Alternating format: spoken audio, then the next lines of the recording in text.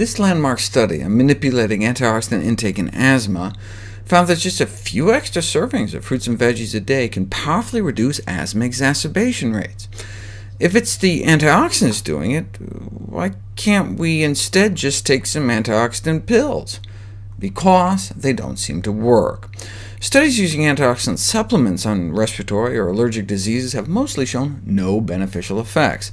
This discrepancy between studies relating to fruit and vegetable intake compared with those using antioxidant supplements may indicate the importance of the whole food rather than individual components. For example, in the Harvard Nurses' Health study, women who got the most vitamin E from diet appeared to be at half the risk for asthma, which may help explain why nut consumption is associated with significantly lower rates of wheezing, but vitamin E supplements did not appear to help. Men who eat a lot of apples appear to have superior lung function. Same with kids who eat fresh fruit every day, as measured by FEV1, which is basically how much air you can forcibly blow out in 1 second. The more fruit, salad, and green vegetables kids ate, the greater their lung function appeared. Why no data points for more than once daily consumption of salad and veggies? Because so few kids made the cut.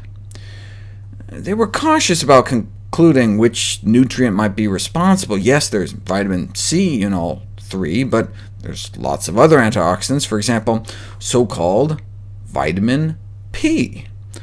Polyphenol phytonutrients found in grapes and flax seeds, and beans, berries, broccoli, and apples, citrus, herbs, tea, soy. Turns out they can directly bind to allergenic proteins and render them hypoallergenic, to slip under our body's radar. And if that first line of defense fails, they can inhibit the activation of the allergic response and prevent the ensuing inflammation, and so may not only work for prevention, but for treatment as well. Most of the available evidence is weak, though, in terms of using supplements containing isolated phytonutrients to treat allergic diseases. You could just give people fruits and vegetables to eat, but then you can't do a double-blind study to see if they work better than placebo. So researchers decided to try to use pills containing plant food extracts.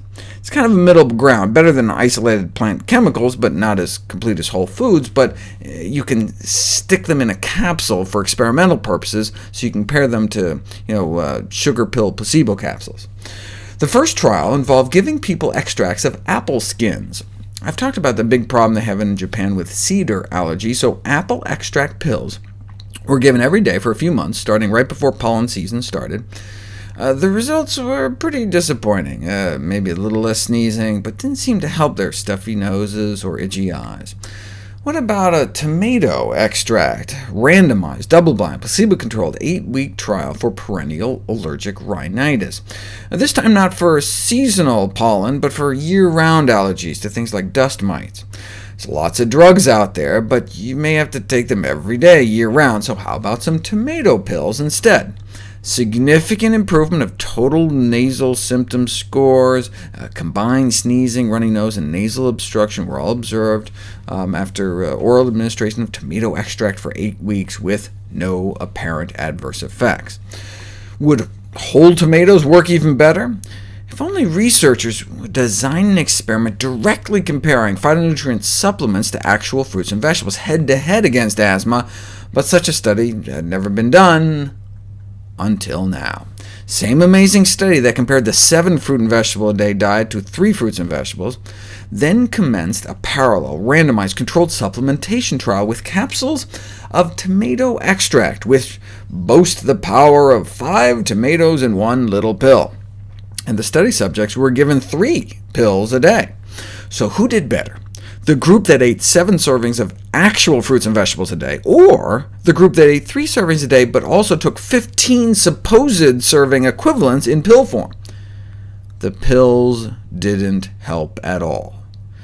Improvements in lung function and asthma control were evident only after increased fruit and vegetable intake, which suggests that the whole food interventions are most effective.